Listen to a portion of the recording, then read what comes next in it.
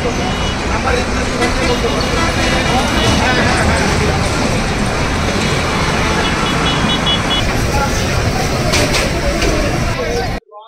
নাম মোহাম্মদ ইসমাইল।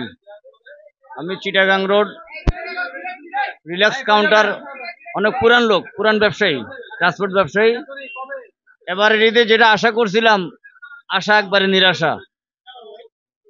মানে যাত্রীর মধ্যে গতি কিছু বোঝা যাচ্ছে না। পুরা রোজার মাসটা আমরা ধার দেনা করে খাইলাম। এখন ঈদের সময় যেটা আশা করছি, যাত্রীর ওরকম চাপ দেখতেছি না। সম্ভবত এটা কমলাপুর থেকে ট্রেনের কারণে, এই কারণে পরিবহনের উপরে চাপটা কম পড়ে গেছে।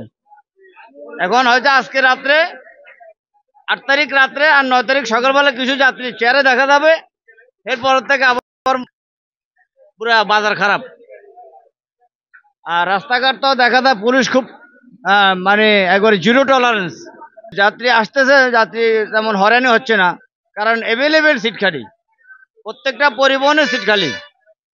কিন্তু এগুলো ওই অনুপাতে যাত্রী হচ্ছে না। রাত্রে হয়তো কিছু হবে, এই যাত্রী যাচ্ছে, যাত্রী শান্তি মতো যাচ্ছে, কোনো সমস্যা নেই।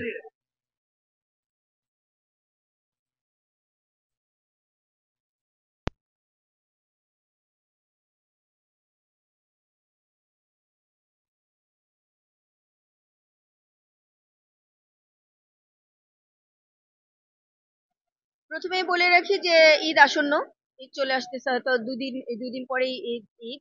তো সেই হিসাবে অন্যান্য বারের তুলনায় এবারের যানজট অনেকটাই কম। আপনারা দেখতে পাচ্ছেন যে গাড়িগুলো খুব স্মুথলি চলে যাচ্ছে, জনগণও স্মুথলি তাদের বাড়ি চলে যাচ্ছে, কোনো ধরনের কোনো অবজেকশন নাই। তবে আজকে অফিস আওয়ার পরে হয়তো এই সামান্য কিছু চাপ সৃষ্টি হতে পারে, গাড়ির সংখ্যা একটু বাড়তে পারে, বাট তেমন কোনো যানজটের আশঙ্কা আছে বলে আমি মনে করি না। আর আপনারা যেটা একটা বলছিলেন যে গাড়িকে যত্রতত্র থামিয়ে লোকজন নেওয়া হচ্ছে না, তো এই ব্যাপারটা আসলে আমরা সত্যি কথা যে এই ব্যাপারটা আমরা একটু কঠোরভাবে করছি। কারণ যত্রতত্র গাড়ি থামিয়ে লোকজন যদি আনা নেওয়া করে, সেই ক্ষেত্রে বিশৃঙ্খলার সৃষ্টি হয় এবং যানজট তখনই সৃষ্টি হয়। আমরা বলবো যে জনগণকে আমরা বলবো যে আপনারা নির্দিষ্ট স্টপেজে চলে যাবেন এবং বাস বা গাড়ি যেখানে নির্দিষ্ট যে স্টপেজ আছে সেখানে তারা থাকবে এবং সেখান থেকে জনগণকে উঠিয়ে তারা তাদের বাড়িতে গন্তব্যে পৌঁছে দেবে। যদি যত্রতত্র হয় সেক্ষেত্রে গাড়িরও সমস্যা হয়, জনগণেরও সমস্যা হয় এবং যানজট বৃদ্ধি পায়। সিমরেল এলাকাতে যেটা হয়েছে যে এখানে 4 লেন হয়ে যাওয়াতে অনেক সুবিধা হয়েছে। স্মুথলি আমরা ভাগ করে দিয়েছি যে কোন ধরনের গাড়িগুলো কোন রাস্তা দিয়ে যাবে।